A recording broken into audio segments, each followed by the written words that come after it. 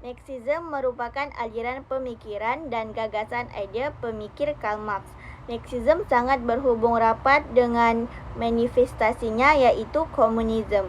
Marx menyusun sebuah teori besar berkaitan dengan sistem ekonomi, sistem sosial dan juga sistem politik.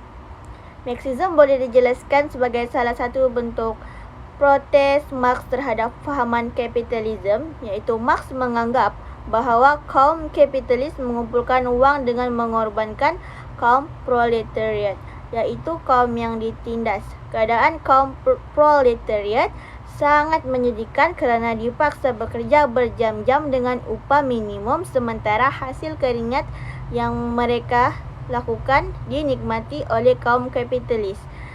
Marx berpendapat bahawa masalah ini timbul kerana adanya pemilikan peribadi dan penguasaan kekayaan yang didominasikan oleh orang-orang kaya. Baiklah, antara falsafah utama Marxism ialah pertama sekali dialektika materialism, iaitu sejarah merupakan sejarah sebuah masyarakat yang terhasil daripada konflik dalaman antara kelas-kelas sosial dan di antara kekuatan-kekuatan produksi seperti teknologi, tenaga kerja dan agensi-agensi. Masa depan sebuah masyarakat berasal dari kata yang terhasil daripada perkembangan sosial konflik.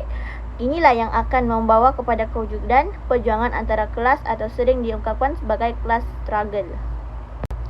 Seterusnya ialah kritikan terhadap kapitalisme, di mana dalam masyarakat kapitalis, minoriti ekonomi bourgeoisie mendominasikan dan mengeksploitasi kelas pekerja bawahan. Dalam keadaan mereka tidak mengawal pekerja mengeluarkan lebih banyak output dan mencipta nilai lebih daripada yang diperlukan untuk memenuhi keperluan masyarakat dengan nilai surplus, iaitu overproduction. Hasilnya kaum kapitalis mengeksploitasi lebih banyak kekayaan dengan kuasa politik. Hasilnya golongan bawahan ini ditindas. Akhir sekali ialah teori revolusi, iaitu dalam ekonomi kapitalis, para pekerja terasing kerana mereka tidak mengawal kerja mereka sehingga mereka merasa terasing daripada masyarakat, alam dan juga hasil produk mereka sendiri. Penyelesaiannya adalah bersatu dalam kesatuan sekerja dan parti politik. Dengan demikian, para pekerja ekonomi politik menganggap bahawa kekuatan daripada kaum bourgeoisie. Pada masa kini, Karl Marx melalui kaedah analisisnya yang inovatif iaitu materialism dialektika, maka teori nilai kerja dan sebagainya yang diterapkan dalam bidang arkeologi, antropologi, media, ilmu politik, teater, ekonomi, dan falsafah, dan banyak lagi. Kesatuan Sekerja adalah organisasi yang diwujudkan oleh pekerja secara kolektif agar dapat mencapai banyak matlamat yang sama seperti melindungi integriti perdagangan, meningkatkan standar keselamatan dan memperoleh upah yang lebih baik. Atau secara lebih jelas, Kesatuan Sekerja berfungsi sebagai pengantaraan antara majikan dan pekerja untuk menyelesaikan konflik di tempat kerja, terutama bagi yang melibatkan terma dan syarat dalam perkhidmatan. Pekerja atau majikan boleh mewujudkan kesatuan sekerja ini jika mengikut Akta Kesatuan Sekerja daripada Akta Perhubungan Perusahaan 1967 ialah kesatuan sekerja dapat didefinisikan sebagai mana-mana kesatuan sekerja yang didaftarkan di bawah undang-undang yang berhubungan dengan pendaftaran kesatuan sekerja.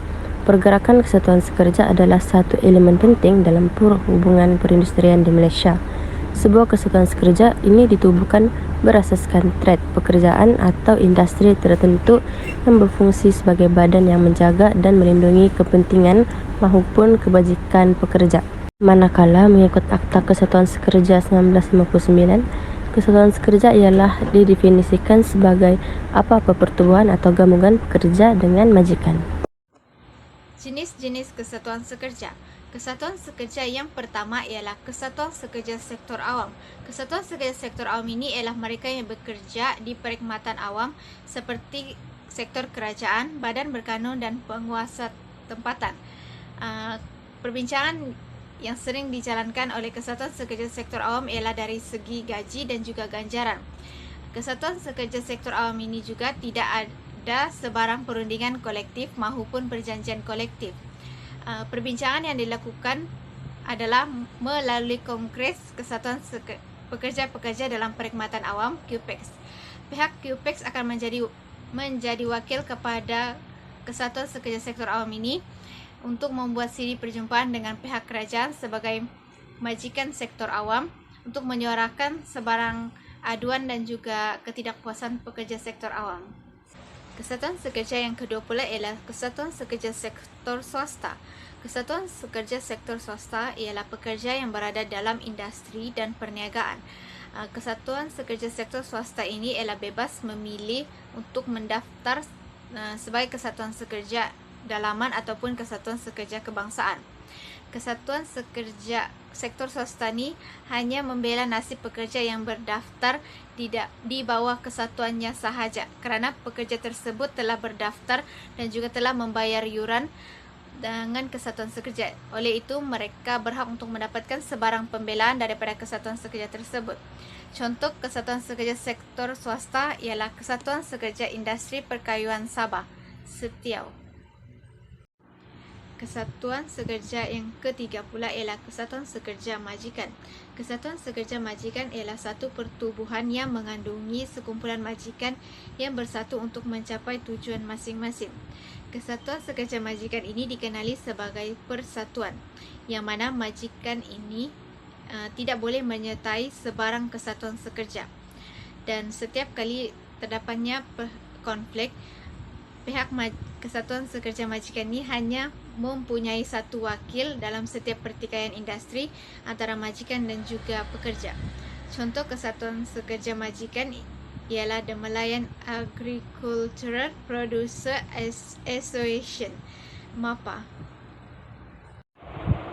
Baiklah, sekarang kita beralih pula kepada perbandingan hubungan pekerjaan. Akan tetapi sebelum itu saya ingin menjelaskan apa itu hubungan pekerjaan. Baiklah, menurut Pertubuhan Buruh Antarabangsa ILO yang menyatakan bahawa hubungan pekerjaan hari ini pada masa kini semakin kompleks dan tiada definisi yang tetap ataupun tiada definisi yang spesifik untuk menjelaskan hubungan pekerjaan itu sendiri. Adapun kita kena berbalik kepada asas hubungan pekerjaan itu, yang mana adanya majikan dan adanya pekerja. Baiklah, hubungan pekerjaan ini adalah hubungan undang-undang yang wujud antara majikan dan pekerja. Ianya wujud apabila seseorang itu melakukan kerja atau perkhidmatan dalam keadaan tertentu sebagai balasan untuk imbuhan. Dalam hubungan pekerjaan ini juga wujud hak dan kewajipan timbal balik antara pekerja dan majikan, yang mana pekerja mendapat akses kepada hak dan faedah yang berkaitan dengan pekerjaan dalam bidang undang-undang buruh dan keselamatan sosial. Kewujudan hubungan pekerjaan ini adalah syarat yang menentukan pemakaian peruntukan undang-undang buruh dan keselamatan sosial yang ditujukan kepada pekerja. Dan ia adalah titik utama untuk menentukan sifat dan takat hak dan kewajipan majikan terhadap pekerja mereka. Baiklah, pembentangan ini saya teruskan lagi dengan membincangkan perbandingan hubungan majikan dan pekerja. Dalam perbandingan ini, saya hanya akan menjelaskan secara umum sahaja, yang mana saya telah mengambil 5 aspek untuk kita lihat sama-sama perbandingan antara hubungan majikan dan pekerja. Baik, aspek yang pertama adalah kewangan, yang mana majikan bertanggungjawab untuk menyediakan ataupun memberikan gaji atau upah sebagai ganjaran. Manakala pekerja pula haruslah ataupun hendaklah memberikan perkhidmatan sesuai dengan kontrak perjanjian yang telah ditandatangani. Kiranya di sini wujud hubungan timbal balik antara majikan dan pekerja. Aspek kedua pula adalah tanggungjawab dan kewajipan, yang mana majikan haruslah menyediakan persekitaran kerja yang selamat dan juga melindungi hak-hak dan kebajikan pekerja. Bagaimana pula dengan pekerja? Pekerja haruslah mematuhi peraturan atau undang-undang dan menjalankan tugas mereka dengan sebaiknya. Manakala aspek yang ketiga pula adalah komunikasi. Dalam organisasi, majikan haruslah mewujudkan komunikasi yang efektif bersama pekerja mereka. Lebih-lebih lagi, majikan harus mengamalkan sifat keterbukaan. Sebagai contoh, dalam mendengar ataupun meminta pandangan daripada pekerja mereka ataupun mendengar suara-suara dari pekerja mereka. Bagaimana pula dengan pekerja? Pekerja juga berhak untuk menyampaikan masalah atau hak-hak dalam pekerjaan.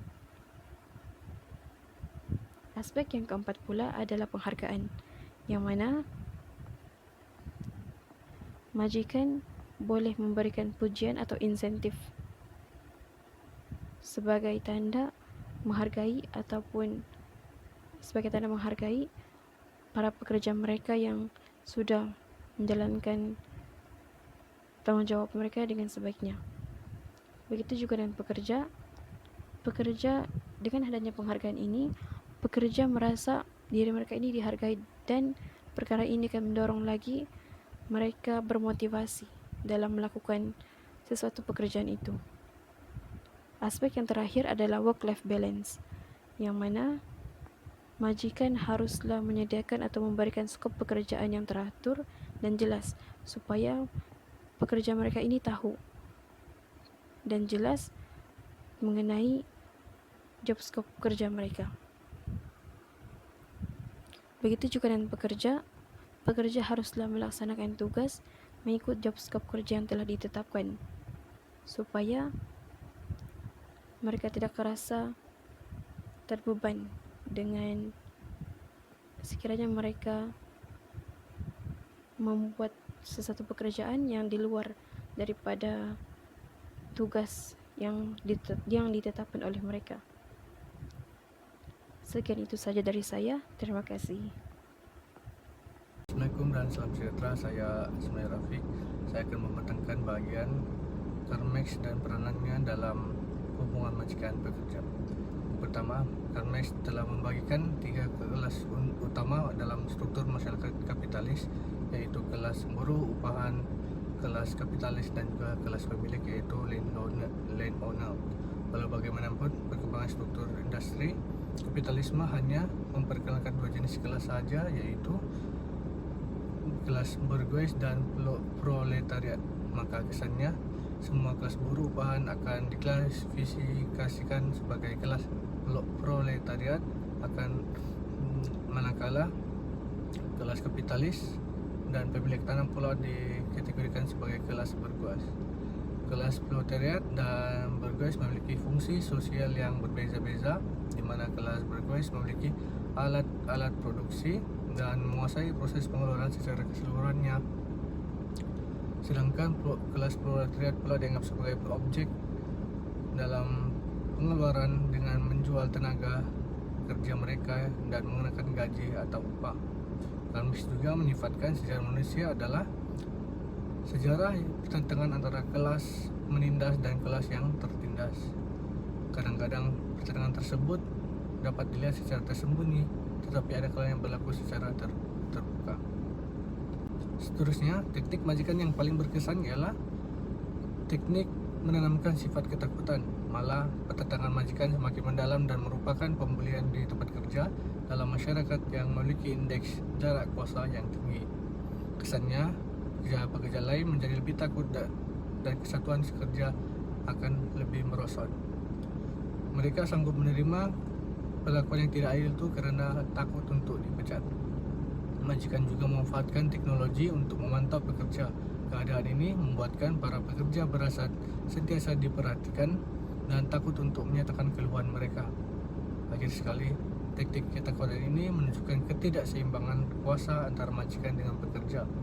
Golongan majikan mendominasi kekuasaan agar mereka mudah menghukum kesatuan sekerja. Lebih-lebih lagi dengan unitarisme sebagai legitimasi majikan untuk memperoleh kesatuan sekerja. Sekian itu saja daripada saya. Terima kasih.